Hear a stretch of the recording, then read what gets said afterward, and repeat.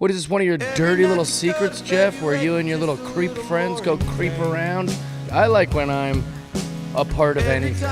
I see a lot of fans conflicted when they see me. You know, you can tell there's people here that hate my comedy and hate what I'm about, but that just kind of comes with the territory. You know, comics roll solo. We roll the road alone. We write alone. We're in our heads alone. When you start this job, you're by yourself, just wandering into a comedy club. It's got to do a set with Jeremiah Watkins, who I adore, which goes against all the things I've talked shit about. I was almost teary-eyed last night thinking about how the fact, like, so many people were like, we made sure to see you. We had to see you, and so we went. And I was like, wow, that's a nice feeling. I haven't had that in my career where people are seeking my shows out and wanting to be there, so it's very great. I criticize all the types of things that happen at these kind of festivals, which just shows I just want to be included. But I've always been like, I tell jokes, I ain't doing all this stuff, which is probably why I didn't get as many sets here. Zach Amico, he's great. He had a roast joke where he goes, Jeff Dye, the comedian, is at the festival. Jeff Dye, which is also what I think when I hear his opinion about women. And another roast joke was something like, I don't hate gay people, I'm not Jeff Dye, and that was by a female comedian. The two insults were that Jeff Dye must hate women and Jeff Dye must hate gay people. I don't hate anybody. If you meet me, I'm having a good time, and I'm trying to have fun, right?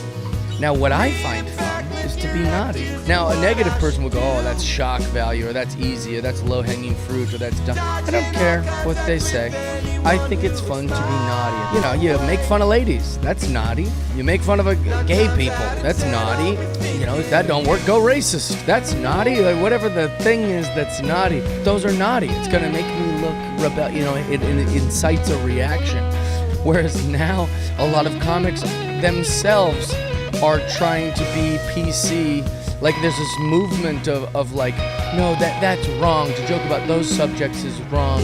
To joke about those subjects is hack, to quote Mark Maron. It's naughty. I gotta say, these Austin trips are, you know, they really start to make me feel good, you know? I feel welcomed, I feel wanted, and I feel invited.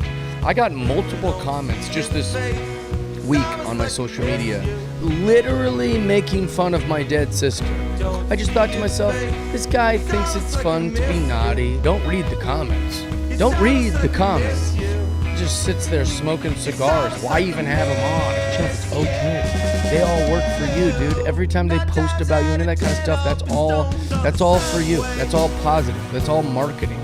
All I really ask from you, I don't need $1 from you. I don't need you to hang out with me every day. I don't even need you to respond to the text messages we send right away. But what I'd like to think is that when someone's talking shit about me, you would say, actually, I think Jeff's a good guy, and you know, and I disagree with what you're saying, or hey, you know, Jeff's funny and he's nice, and like, that's really what I want. I would like when I'm not around, for my friends to just say, actually, I don't think that's not how I view Jeff, or, you know, just